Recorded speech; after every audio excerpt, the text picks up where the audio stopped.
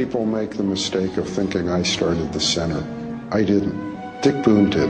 As director of the Field Foundation, Dick Boone conceived of the Center on Budget and Policy Priorities 25 years ago to protect programs for the nation's poor.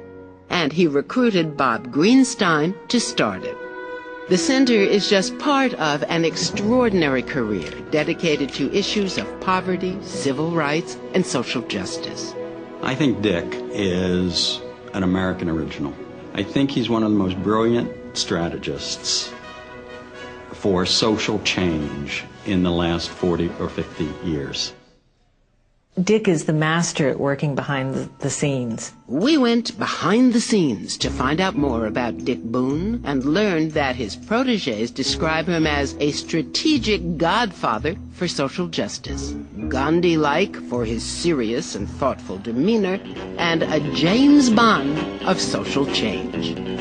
I mean, if he sinks his teeth into something, he's like a pit bull. Dick Boone came into my life in a very big way. It's the first lifeline of hope in Washington for people working out in the field trying to help the poor. Growing up in Louisville, Kentucky, Dick learned the harsh realities of segregation. Empowering the disenfranchised would become a theme in Dick Boone's life.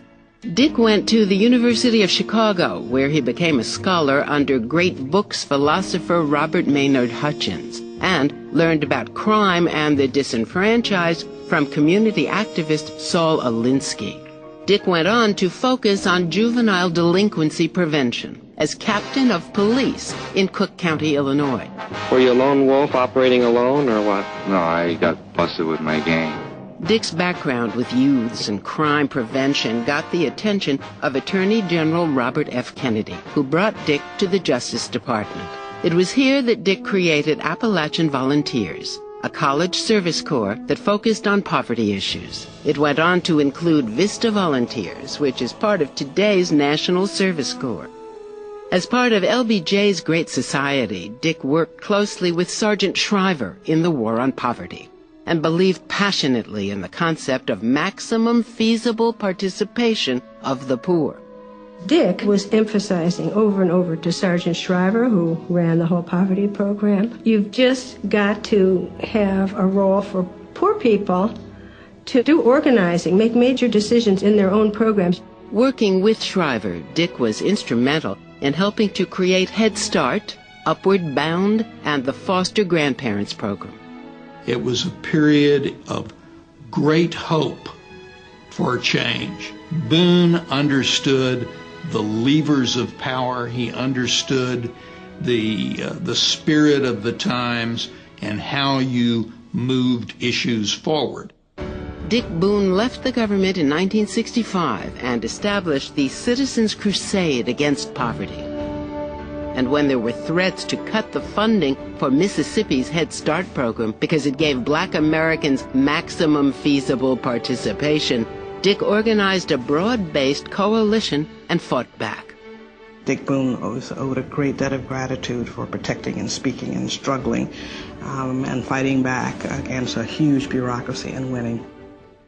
In the mid-60s, the American public was unaware of the severe hunger and malnutrition that existed in pockets of our country. Someone had to draw attention to the fact that there were people in this country who were in dire need, and to force the country to pay attention to it. Boone was among the people who took that on as a mission. Dick conceived of the idea for a National Citizens Board of Inquiry into hunger and malnutrition.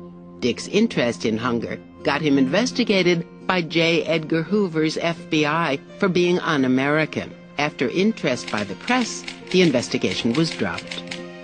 The Citizens Board released a report called Hunger USA that sparked national attention.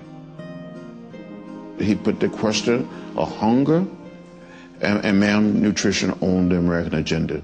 I think people are still building on what he did and the way he did it. In the 1970s, Dick Boone became director of the Robert F. Kennedy Memorial, helping to carry forth Kennedy's legacy of hope. It particularly focused on identifying relatively young people and trying to do work on civil rights and civil liberties. He was a Kennedy man, by which I mean he shared ideas with Robert Kennedy and shared ambitions for the country.